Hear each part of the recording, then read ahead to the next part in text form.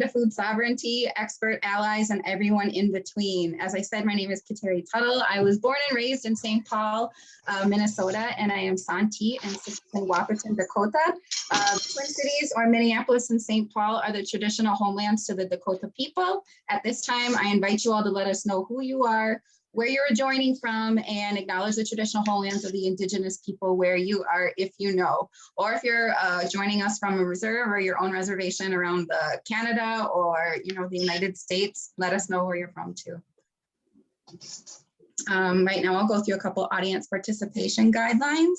As we keep those acknowledgements coming in, I'd like to take a second to review audience participation guidelines. Please make sure to keep yourself muted when presenters are speaking. And if at any point you can't hear one of the presenters or need something clarified, please let us know in the chat. Please also feel free to leave comments on your thoughts throughout the panel in the chat. We will be holding a Q&A audience panelist Q&A at the end.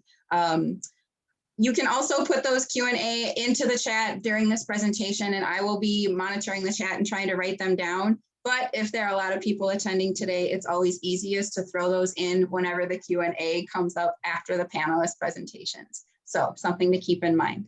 But definitely throw in any comments or any discussion things you would like to in the chat at any time. Please note too that we are recording this presentation and it'll be available through Dream of Wild Health social media sites and our YouTube page soon.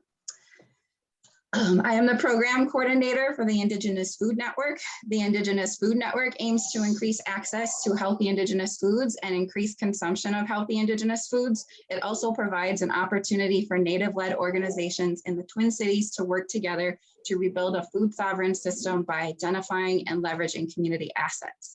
If anyone would like more information about the IFN, please feel free to message me, Kateri at dreamofwildhealth.org. You can also visit our Dream of Wild Health site page and find more information under the Indigenous Food Network's program page. The IFN is housed within Dream of Wild Health. Dream of Wild Health is a nonprofit organization with an office in Minneapolis, Minnesota, and the 30-acre farm in Hugo. Surrounded by plants and medicines grown from the seeds of our ancestors, we work to empower Native American people to reclaim their physical, spiritual, and mental health. At Dream of Wild Health, we grow seeds and we grow leaders. If anyone has questions about Dream of Wild Health youth programming, open positions, or anything else, please feel free to contact us or message us at info@dreamofwildhealth.org. Our final collaborator for today's panel is NATIFS. Native American Traditional Indigenous Food Systems, also known as NATIFS, was founded by James Beard Award winners Hasusha. NATIFS is dedicated to addressing the economic and health crisis affecting Native communities by reestablishing Native foodways. During the pandemic, the Indigenous Food Lab has been serving tens of thousands of meals to Native communities to provide hunger relief and to enable tribal elders to shelter in place. If anyone would like any more information on NATIFS, we'll post their website in the chat right now. Mina Wopita, or much gratitude to NATIFS for all the amazing health and wellness bringing work you do, and also for taking the time to plan and be a part of this with us. Last people I would like to thank real quick that are behind the scenes for this is Liz Collin, who is the NATIFS Indigenous Education Coordinator, and Tyra Payer, who is Dream of Wild Health Communications Coordinator. Thank you for all your work on this event, and thank you for all the work that you did on our first panel that we were able to do together at the end of February. Now I would like to introduce quickly our panelists. I'm just going to give a quick little bio, and then I'm going to invite them to introduce themselves and welcome you in their own way. So the first panelist that I would like to introduce right now is Felicia Galvan. Felicia is an enrolled member of the White Earth Nation of Minnesota. Her food sovereignty journey started at Dream of Wild Health as a garden warriors and a youth leader with our youth programs. During the summer of 2020, she found herself back on Dream of Wild Health soil as a seasonal farmer. Now Felicia gathers research on how to best care for seeds with the university's seed library, and she is currently in the thralls of finals and will be graduating next month in May. So from the University of Minnesota Morris, with a degree in anthropology and Spanish. So congratulations, Felicia, on that. And with that, would you like to welcome everybody and just give a quick intro for yourself? Yeah, hi everyone. Bujun and Dinoe Maganituk, Opachi Indigoon, Idaj, Felicia Indigenous, Gawababi Ganikat, Ishkoniganing Nindunjaba. Hi everyone, my name is Felicia. My spirit name is Robin Opachi, and I am from the White Earth Nation. And then as Kateri brilliantly summed up, yeah, I'm going to be a student graduate from the University of Minnesota Morris. And I look forward to being here today and hearing from not only Hope and Armando here, but as well as from you all and what questions. So thanks for having me. Thank you, Felicia. The next panelist I would like to introduce is Armando Medinaceli. Armando is a Bolivian ethnobiologist with a PhD. He has extensive experience collaborating with indigenous peoples in Bolivia, Mexico, and Guatemala, as well as teaching undergraduate and graduate levels in the United States and Bolivia. He has over 15 years of experience working in ethnobiology, indigenous foodways, and food sovereignty, biocultural diversity, sustainability, climate change, community conservation, and collaborative video. Through his collaborative approach to research and his experience as a professor, he has led research and programs with an educational focus, always highlighting the EMIC local perspectives and supporting the self-determination of indigenous communities. Armando, would you like to say a few words to welcome everybody here today? Sure. Buenas tardes a todos, un gusto estar aquí. Gracias por participar a todos y pues yo soy Armando. Y vengo de Bolivia. Well, my name is Armando. I go by Mandu because it's a little bit easier. I'm very, very happy that everybody's here and very excited to talk about these fantastic topics. And I'm really excited to hear what the audience has to say to us and what kind of questions, what kind of conversation we can create from this. So thank you for everybody for being here. Thank you, Mandu. The last person that I would like to introduce today, our final panelist is Hope Flanagan. Hope Flanagan, or Nudanesi Kwe, which means Little Wind Woman in Ojibwe, is the community outreach and cultural teacher at Dream of Wild Health, and she is Seneca from Tonawanda Reservation in New York. Among the many things that she does for Dream of Wild Health and the community, she teaches Native young people about plants and their gifts. She also has her teacher certification from the U of M in social studies and American Indian Eminence credentials. She also has teacher certification in English as a second language, early childhood education, and in elementary education. She has always heard that each plant has its own gift to the people, food, medicine, or utility. They know their purpose and people just have to learn and listen. Thank you, panelists, again for your participation in this event. Hope, would you like to say a couple words to welcome and let us know who you are? Sure. Bonjour, Nindinwe Maganiduk, Nijipe Madazik, Nudanetsikwe Indigo, Tawandishkona getting in Dunjaba, Ginokiyama, Dream of Wild Health thing. I'm going into my 13th year summer working at Dream of Wild Health. It's an honor to be here and to speak in front of relatives all over this nation and up into Canada and from so many tribal backgrounds. And this topic is such a big topic when we're talking about communities that not so long ago struggled with food being weaponized to now, looking for how do we get access to good, clean, healthy food. And thank you, all of you, for standing up for your people, for all living beings, and being here today. Miigwech, thank you. Thank you, panelists, again for your participation in this event. And thank you, everybody, for spending some time with us today to begin talking and learning about Indigenous food sovereignty. This is, like Hope said, a very important topic, and we're really excited you guys can join us today for this conversation. So,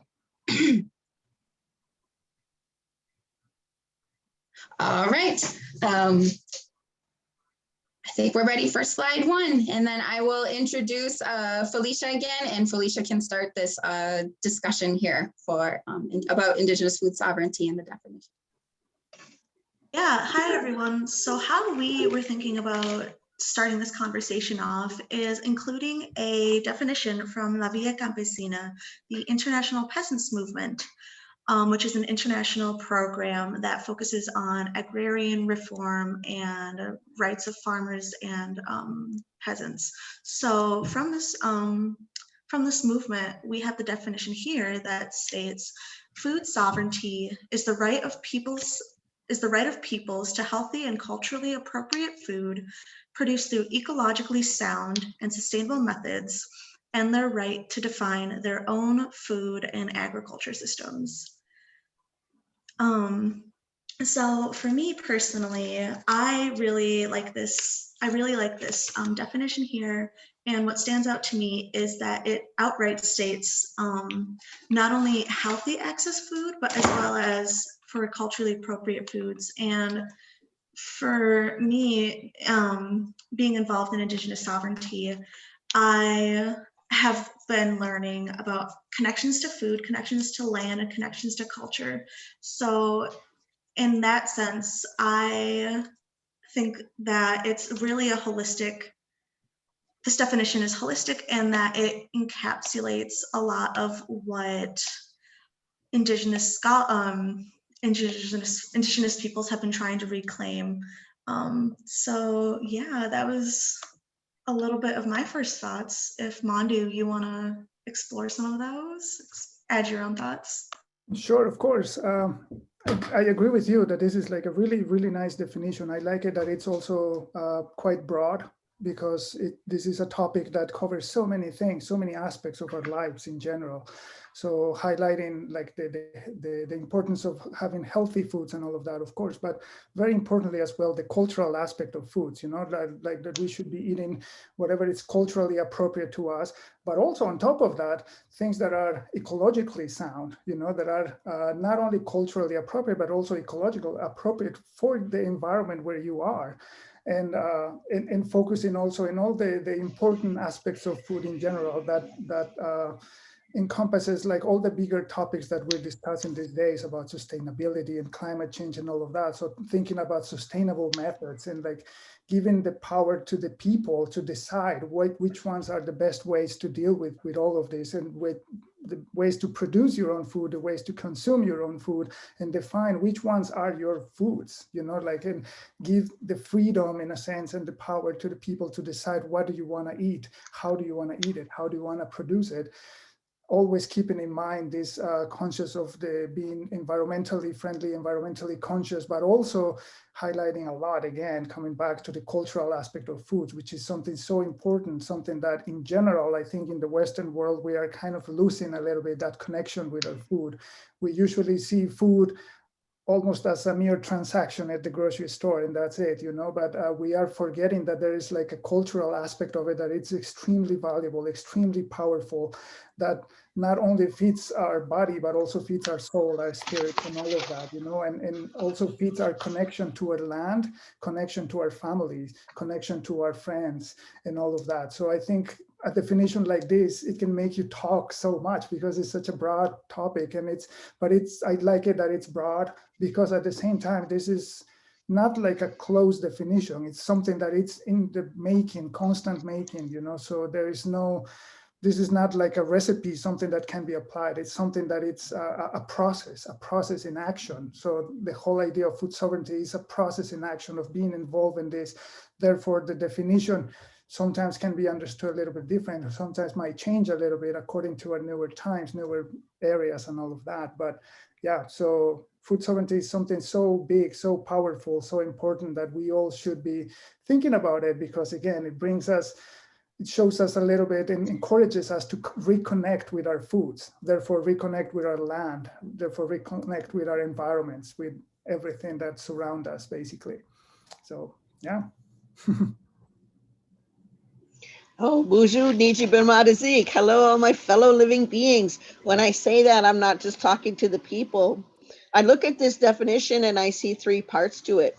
The first part is talking to the people, but we've got to remember that we are just, as you hear, you know, there's that quote that was attributed to Chief Seattle that says, "We didn't create the web of life, we're merely a strand in it." So when we look at this, we know that that's all we are, is we are a strand. So we've got to be mindful about all the life that needs to be respected and upheld so that there is any food for any living being. I know in the Ojibwe language, when you speak about anything, you have to say, is it a living being or is it not a living being? So when it says peoples, the rights of peoples, to me, it takes it to another level. It's not just human being peoples, but it's the sacred standing people or the people that live in the water, or, you know, it's all so broad of a definition, because if one of those elements goes away, it affects every single one of us. And we're at a time now where we can't disregard, where we can just ignore that. We're really close to the edge. We need to realize that those insects, those pollinators, those little tiny microbes in the soil are just as important as we are. We didn't make this web of life. We're just a little segment of it. Culturally appropriate food. Yes, I know that those foods are part of our cellular makeup. So like maybe you have some wild rice, you go like, oh, gee, that makes my body just happy. Well, your ancestor ate that. Your relatives from so long ago, that's what sustained them. So you know that there's something in you that connects with that food that says this is part of my cellular being. And I think that's so important. I'm proud too to be working at the farm and talking at the farm about how do we do this in a way where it's ecologically sound? How do we make sure that the soil doesn't disappear because we're tilling it up? And I've been talking to, the different farmers about, yep, let's go to no-till. Is there a way to do that? Is there a way to make sure that there's soil and food enough for those deer, those birds, those bears that are walking around the soil, but also our human relatives too. So those things is looking at the sustainability and regenerative action on the soil. So those are some of the things that really kind of sing to me, where we're thinking about the three aspects of this definition. Yeah, another one cool thing that ties really nicely with what you were saying, Hope, it's that when we think about like trying to understand what are the most ecologically sound methods and everything, often we find the answers in the traditional ecological knowledge of indigenous people. It's just a matter of, again, looking back to our ancestors, looking back to the local people that have been living in those territories for many, many, many years, and trying to relearn, in a sense, the way they were treating, the way they were connecting with their environment, empower ourselves with that traditional knowledge. And then we find that often those are the most ecologically sound solutions that we can find, instead of trying to develop new technologies or fancy new things.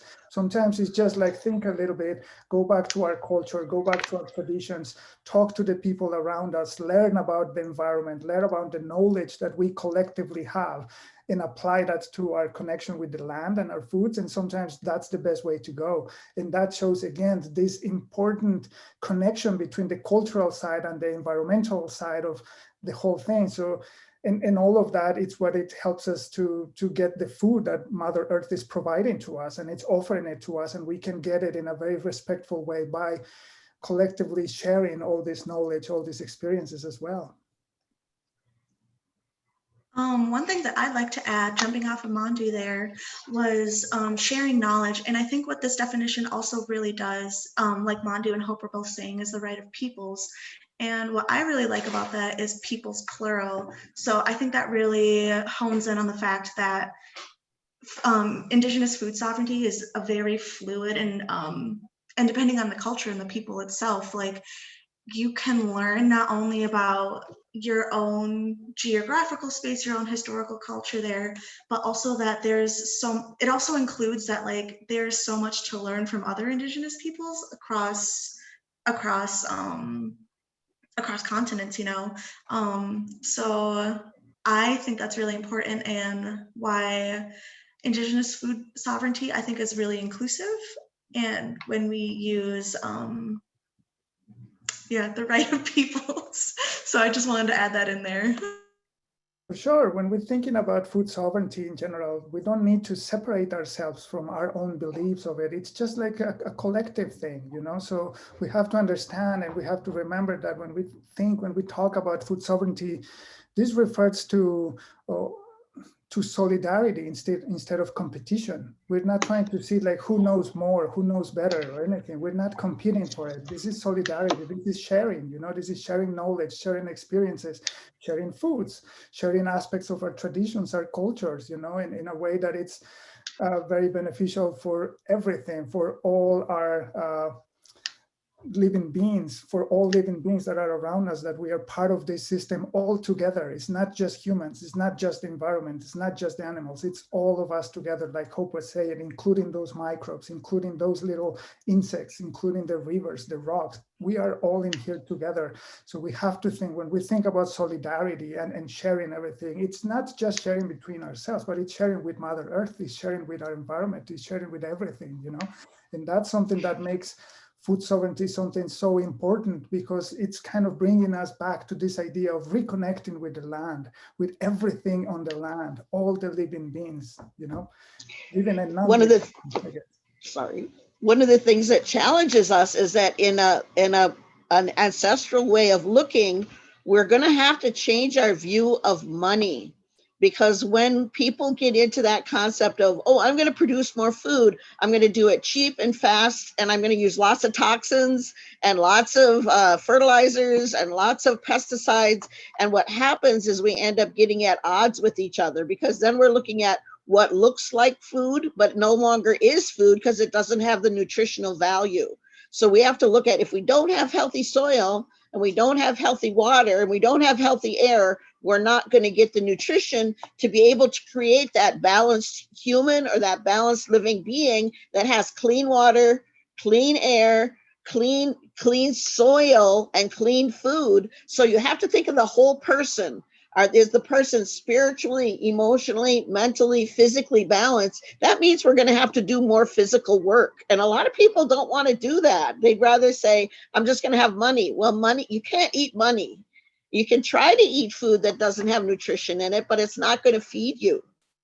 Sorry, I didn't mean to interrupt. You didn't. That was great. And Kateri, I don't know how are we doing with time-wise and all of that. Time-wise, I was wondering if we could get into that little second piece to that slide, which is you guys are bringing up a lot of how food sovereignty is an incredibly dynamic and ever-changing and fluid process. And just, could you guys say a few things about that before we move to the next slide? Sure, I'm gonna jump in here.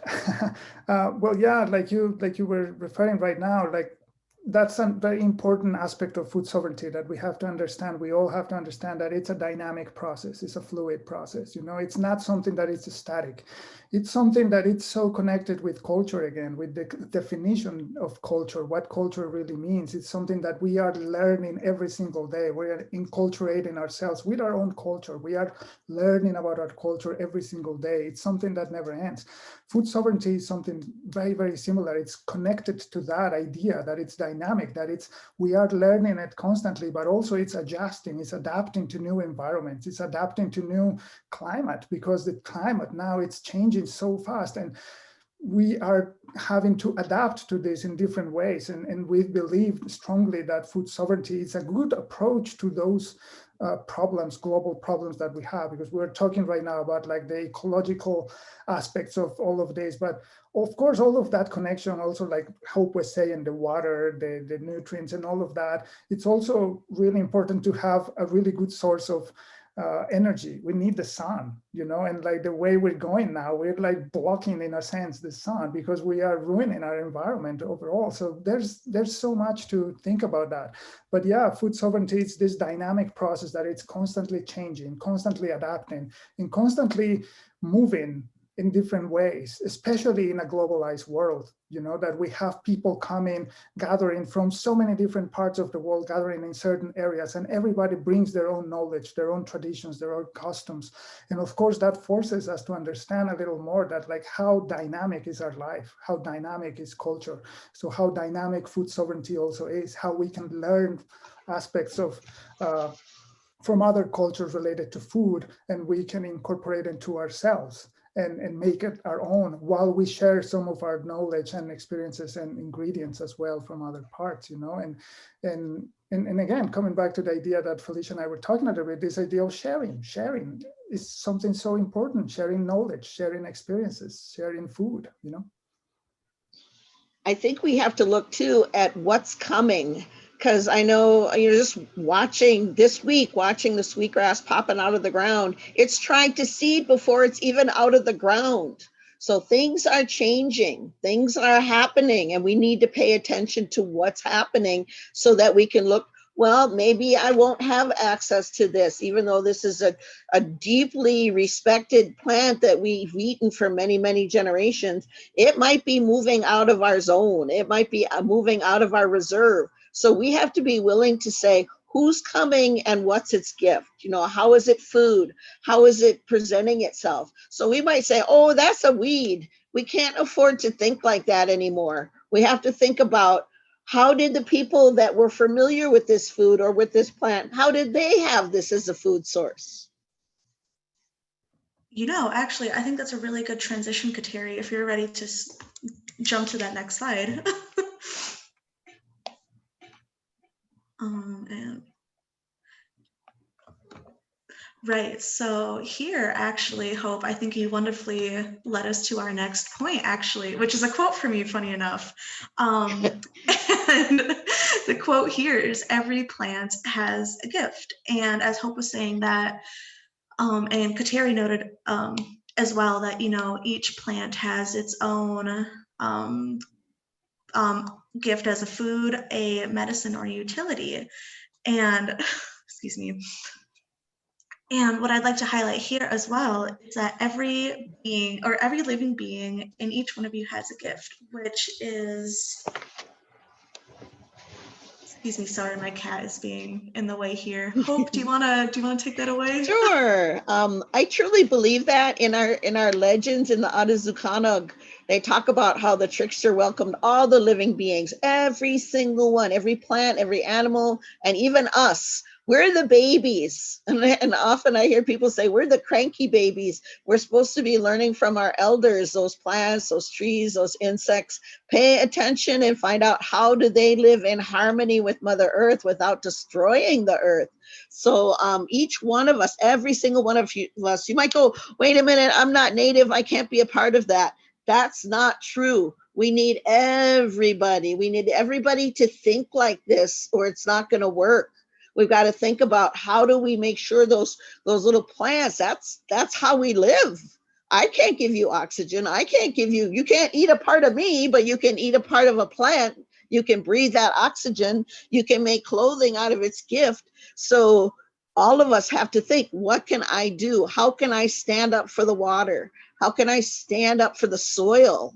You know, what can I do to make sure that, you know, if I have a lawn, maybe I can make sure it's a little pollinator meadow, and that those pollinators, those native bees and those native pollinators can thrive. So it's absolutely every single one of us, not just one of us. And maybe you get an idea like, wow, I'm going to just go into this conversation of purslane for everyone or something, and pickle it and stir fry it and freeze it. And, you know, there's all sorts of things like that. Plants that have come and shown themselves, and people just say, well, I'm not used to eating it, so I'm not going to use it.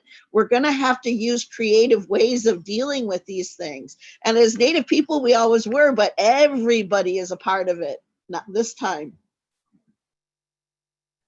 Absolutely, and absolutely agree with that. And that's an important part that you just touched on, that, like you said, every plant has a gift, but like, it's more than that. Everybody, everyone has a gift, you know, every single person. You don't need to be an expert to be participating on movements such as food sovereignty or any other thing like that, you know.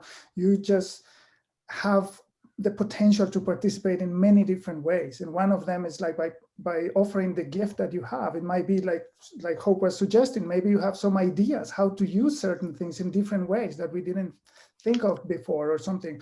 Or maybe it's understanding, learning, studying about certain particular plant or animal, and then understand how that can contribute to the movement of food sovereignty in general, or stuff like that. You know, or if you come from a different part of the world, maybe you're bringing some of your own knowledge, your own experiences, or your own ingredients, your own plants that can be part of this system, that can be incorporated in a way that it's not affecting the surroundings, the environment, obviously, but like that you can support that and you can share that with the people. Maybe that's your gift, you know. So everybody has something to contribute, and we have to understand that when we talk about food, when we talk about ingredients and all of that, we're talking about this connection again with the land, with our families, with our people. So people coming from other places, we understand that we want to have certain things that are really dear to us, that connect us to our land, connect us to our people, you know. Last panel, I show a few things. I have some other things here right now, like this little herb that it's growing now. It's barely making it, but it's going strong. And it's an herb that I brought from my country because it's something that connects me with my land, with my family, you know, but it's something that we're also incorporating, and like I'm sharing it, some of this knowledge, some of these experiences of trying this little herb with people here in my new environment that I'm living here in Minneapolis, you know. And this idea of sharing again, and remembering that this is all about solidarity. It's not competition. You don't need to compete to anybody. You don't need to say like, I know better or I don't know enough. This is solidarity. We want to share. We want to try to help each other, support one another, and understand what is the gift that I have to give as well, in exchange for all these wonderful gifts that Mother Nature is offering to me, you know. And this idea of, again, being a dynamic thing, a dynamic process, and sharing it. I have another little example here, like this little chocolate kind of bar that it's from Mexico, that it's made out of amaranth chocolate. And I brought it here. I share with the people I'm working with, and we just made the Minnesotan version of that kind of chocolate. We use also some chocolate, but we use amaranth, and we puffed wild rice to create these things. And that's one way that we can share a lot of these experiences coming from other parts in a way that it's beneficial for everybody, you know. And through the food, you can start connecting and learning about different cultures, learning about different people, learning about different environments as well. So food is not just this thing that feeds our bodies, but feeds everything, feeds our knowledge, feeds our souls, feeds everything, you know. So it's something so important to think it that way, in a very holistic way. I know a dear one, Ernie Whiteman from Wind River, worked at 3 Wild Health for a long time. And he used to speak about how some of the old cultures really had some very creative ideas, like the idea of using mosquito larvae as a protein source. Ooh. You know, I mean, there's just so much out there that is just beautiful concepts that I don't want us to be put in a situation that we have to go to extremes. Let's do it now when we still have some of these gifts that are readily showing up for us, and find a way to build those connections, reach out and support each other. Don't try to monopolize anything, or don't try to say, ooh, look, I can have power. What is power if it's dominating people and keeping people from food and health and joy? So we always have to kind of re-question about what is our true motive? How can we help each other? How can we help all of life on life's terms? Just to even bounce off of that, Hope, too, one thing that I've been hearing both you and Mandu saying is, you know, learning. And I just wanted to stress that being a student, being a learner is a gift in and of itself. You know, I was the first time I actually heard that quote from Hope, you know, every plant has a gift, you know, every living being has a gift. I remember being, I don't know, some teenager, and I remember thinking, like, what is my gift? And I was like searching, you know, is this like, I'm like, what do I have to offer? And I just wanted to let you guys know that, like, let you folks know that being a student and being a learner is a gift in and of itself, because then it allows you to like learn and share, but also that, like, even if it feels like you're not an expert in this topic, like, being a student is a gift. I'm saying that as a student right now. And I think that just really creates a space where there's reciprocal conversations with people. Like you can both be a student and a teacher as well. But anyways, I just wanted to let you all know that like, if you're going through this big, like, what is my gift? It is something as simple as being a learner, and having you all folks here today is a demonstration of that. So just wanted to. Oh, you just make my heart sing, Felicia. That's one of our old stories too, and I wouldn't be surprised if that's not a communal, tribal tradition. Is that before you come here, you sit in front of, you can call them the grandfathers, the spirits, and you decide what you're going to learn here on Earth School. This isn't vacation. This is school. And you decide who your parents are going to be, and you decide what you're going to learn and what you're going to teach. So all of us, I mean, I know for me, I learn every day. You know, if I go out there and look at some plants or some birds or whatever, I'm always learning. And that's, I think, why we're here. I mean, that's one of the reasons why we come here, to care for each other and to learn and to appreciate this beautiful creation. So I do believe if we go back far enough, we'll hear those stories that reaffirm that each one of us, everything has its gift, and it's a matter of finding it. So thank you for that.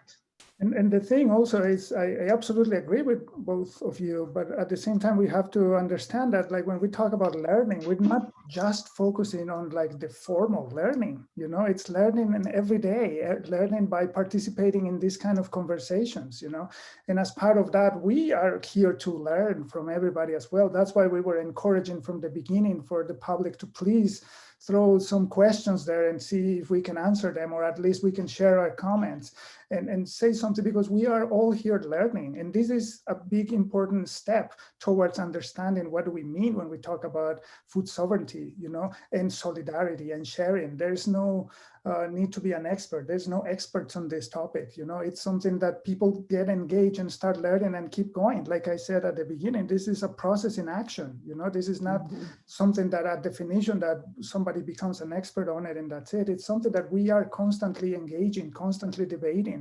And that's why we wanted to encourage the public to ask some questions and see if we have some answers. At the very least, we'll have some comments about that as well. You know, so the learning, it's happening all the time. It's happening every day, just by walking outside your door and seeing what kind of plants and things you have in your surroundings. That's the learning that can become a very important gift from you to support these movements related to food sovereignty in general. Do we have a question? I was just going to say solidarity and allyship were two themes that came up an awful lot from our first panel. So that's something that we just wanted to make sure to really accentuate with this panel, so that everybody can understand how everything is related, how everything can be helped, you know, if we kind of work together to do these things. I know that we have a farm component to Dream of Wild Health, and something that I had heard from maybe Hope or Jessica, who works there, that there is something like 30 years of healthy soil. So there are certain things that kind of come up to where, like allyship, solidarity, these things are incredibly important when it comes to the earth right now, because we are in a state to where we need to make sure that we're doing what we can to work together to create a healthier earth, because if we don't work together at this point, maybe we aren't going to be able to make the earth as healthy as it needs to be anymore. With that being said, you guys have any other thoughts on solidarity, allyship, and then we will get into the Q&A.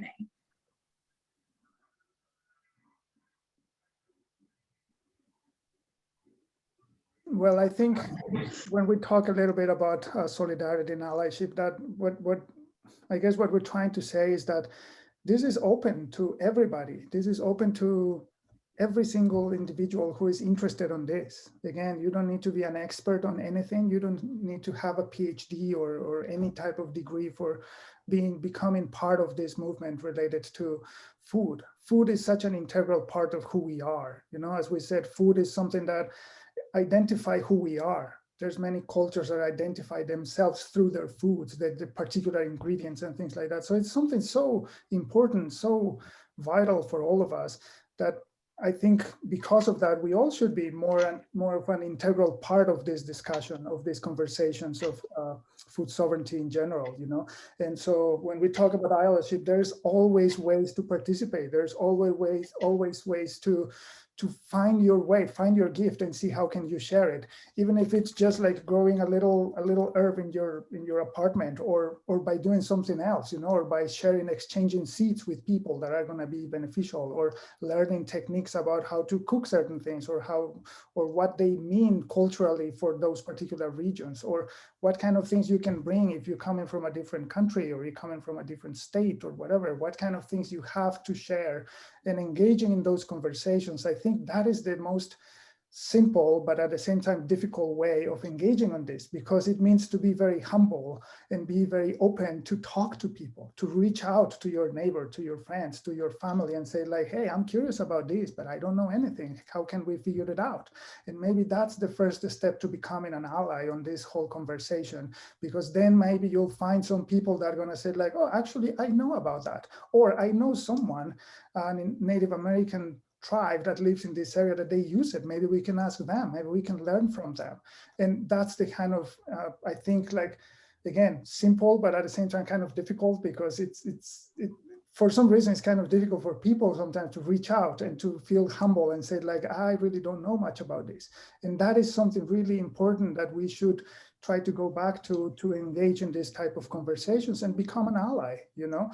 And again, there's no experts here or anything. It's just people wanting to do something more beneficial for ourselves, for our environment, for every other living beings around us, but also very importantly for the future generations. You know, we want to leave things here that are that last a very long time, not just 30 years of soil. You know, we want to make sure we have a lot more than that for the future generations. They can share, and they can also enjoy some good foods in general, you know. I want to lift up that one of the tribal traditions that every tribe that I know of in North America practiced was that not being stingy was important. So giveaways, I remember when I was younger that the young ones, you know, if you got a deer, you know, you would share whatever you had, you would give it away. I remember being at giveaways and watching people give away absolutely everything as an expression of honor. So I think we have to start thinking like that instead of saying, see, look at all my stuff. I mean, stuff doesn't mean health. It doesn't mean wealth, honestly, because health, spiritual, emotional, mental security is so much more valuable than a bunch of laying around things. In the language, it's really clear because we don't hardly use nouns. It's almost all verbs. Like, how do I interact with you? How do I interact with that other living being, which, you know, like an ant or a turtle, you know, that's just as much a living being as you are, as I am. So it's like thinking more about relationships, thinking more about honor. So getting out of this, like, oh, look at my stuff and how important it is. It's so much more important to have health. It's mental, emotional, physical well-being. And spiritual well-being. Sorry. Oh, no, you're. The one thing I was going to add as well as when talking about terms of allyship, I also just want to highlight that I think you should go forward, kind of like what Mandu was saying about being humble, and kind of what Hope was saying about, you know, building these relationships. What I wanted to talk or address a little bit was that doing so from an ally stance, I would want people to remember just that learning on how to becoming an ally is one part that's also really important, is doing so in a respectful way, and in doing so that doesn't harm, doesn't harm Indigenous folks who in this movement specifically, and using any privilege that you might have in a way to amplify, but not as a way to, what's the word I'm thinking? To support instead of actually silencing Indigenous voices. So that's one thing that I would also want to just add out there. But you know, doing so respectfully and learning humbly is, I think, a really good way to not cause any harm. So that was the one tidbit I just wanted to add.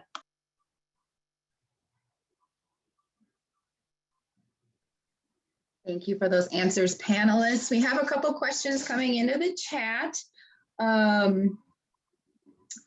Let's see, have you all run into any issues where your attempts to reintroduce local, sustainable, ecologically friendly, or healthy food and foodways have been rejected, so to speak, and for lack of a better, more drawn out explanation? And if so, how did you help or guide or educate communities in the foodways that are good for them, their local environment, and our world as a whole? Gee, I have several instances of that. One that's kind of challenging, but it's for everyone to think about. I know I was there when we were starting to do, we planted hazelnut bushes all around the edge of our property, and our hazelnut bushes were very productive. But now we're finding so many young people have nut allergies and food allergies, and it's something that we want to think about. What is it in the environment that's causing young people to have all these responses?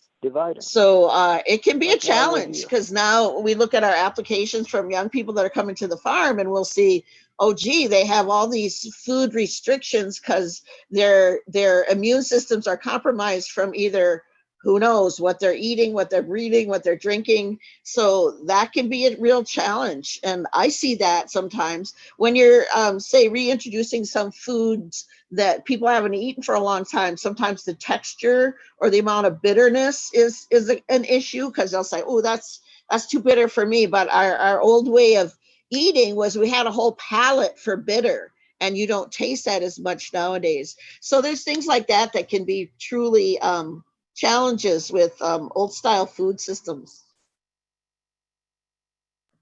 The first thing that came to my mind was, as I've been doing some research in my university setting about implementing garden spaces and trying to implement access to local and healthy foods.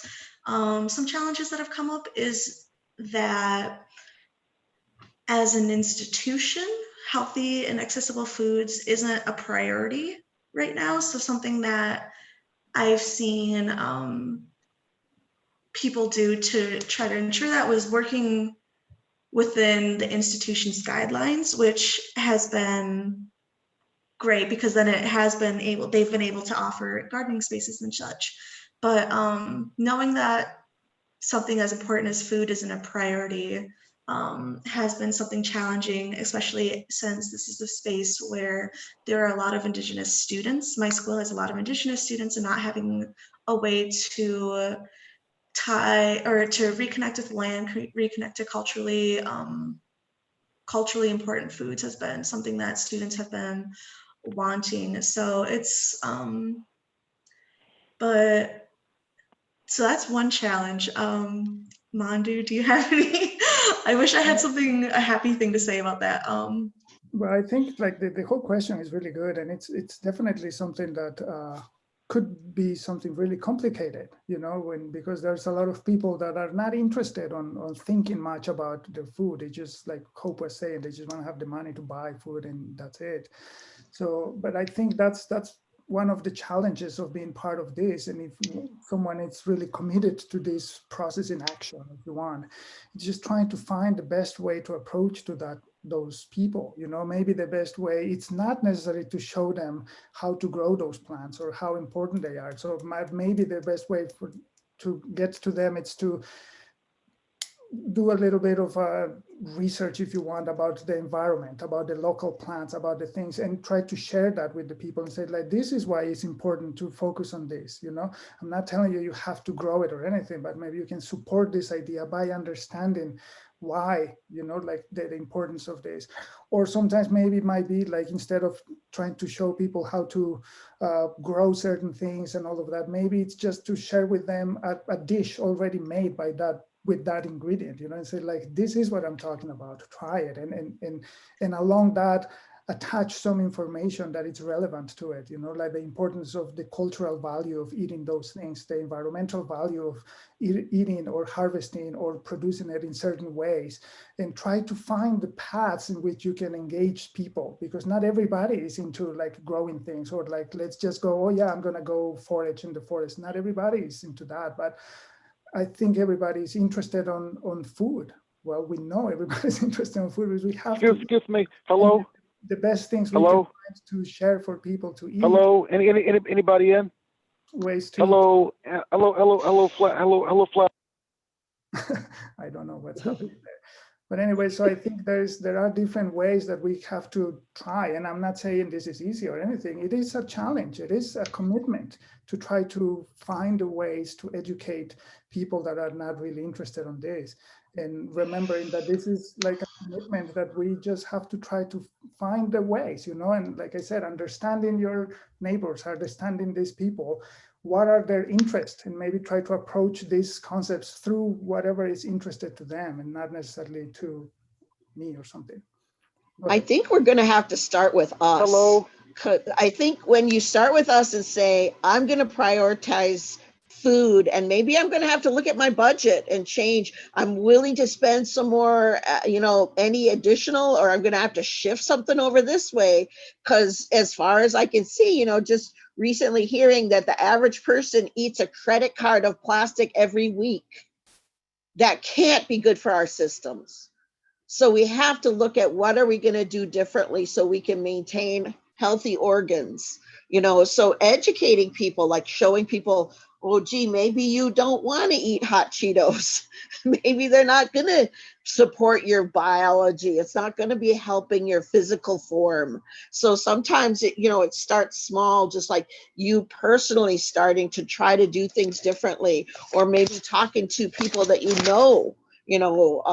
verifying your fact. Maybe it's every 2 weeks that we eat a credit card, but I know we eat credit cards. Like, I don't want to eat a credit card anymore. I want to make sure that what I'm eating is actually food.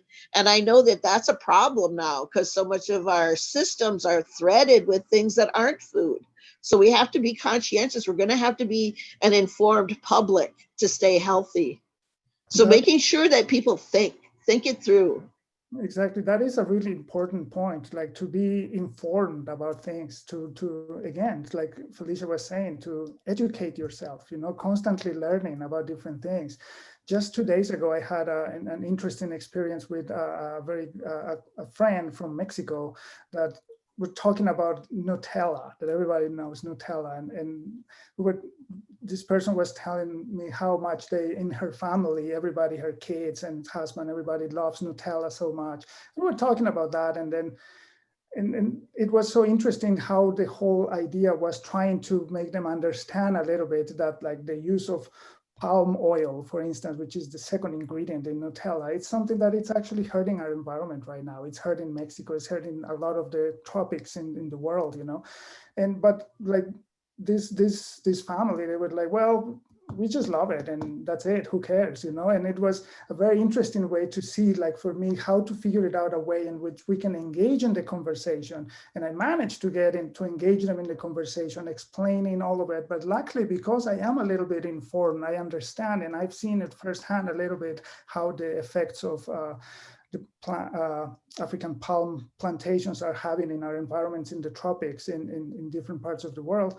So I was able to share in a very different approach than what I thought at the beginning, in order to make them understand why this is something to think about. At least I'm not telling you stop eating this right now because it's bad. I'm telling you, I want to share this knowledge that I have with you here, and we talk about it, and then hopefully that's going to make them think a little more about it and reconsider some of those options. So I know this is not directly related to what we're talking about right now, but it's a little bit of that approach of trying to find the ways that you can communicate something that is beneficial in a language and in a format that is going to be well received by these people, that maybe are not thinking in the same way we are or anything, but we need to educate ourselves in order to find those ways and be able to talk about those things from a point of view that you feel really informed and confident to share all of this because you are well prepared, Actually, I think that's a perfect example because here in Minnesota, hazelnuts are indigenous. I mean, we used to do like taste tests of the wild hazelnuts versus the hazelnuts that we were growing domesticated at the farm. And at that time, we knew of one hazelnut farm. Why not have lots of hazelnut farms that have produced enough oil that you don't have to use palm oil? And the hazelnuts are abundant. They could be farmed in Canada too. So, I mean, there's things here that we could rethink. Do we want to use all of that land that's now being used to grow corn that actually is toxic, but used for making methanol? Could we use that to create a food substance instead where we don't have to toxify the soil? I mean, to rethink soil use, I think is sometimes what this comes down to, especially for those of you who are considering food sovereignty.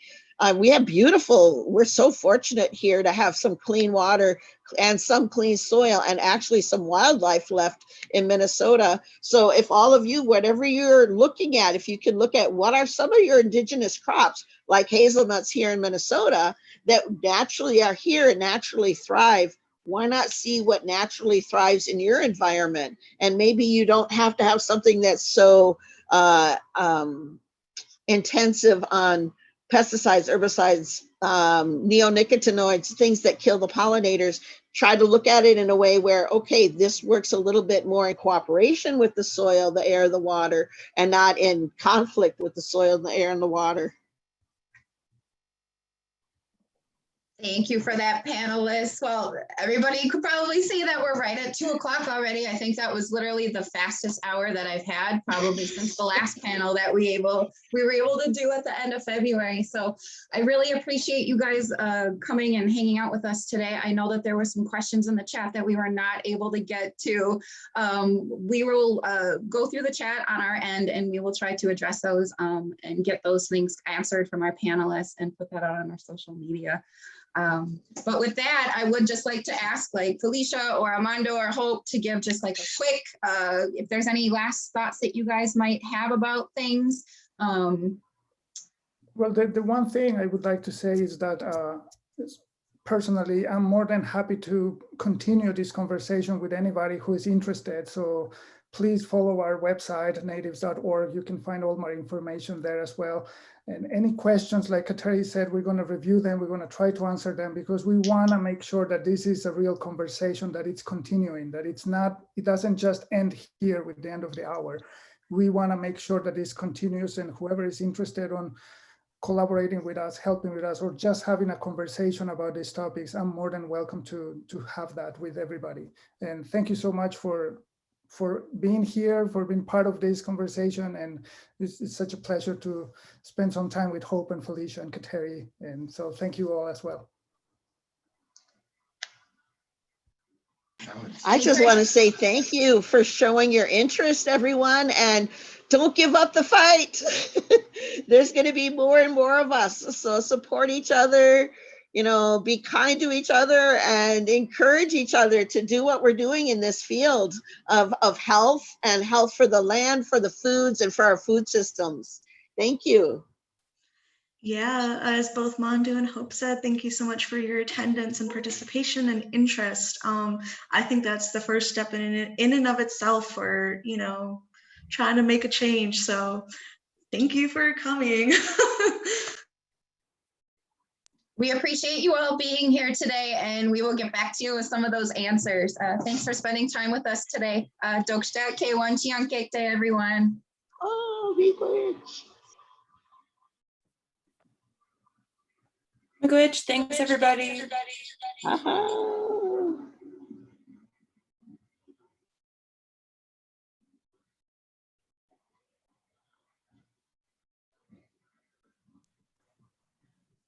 Great job, panelists. I'm going to jump on the other one.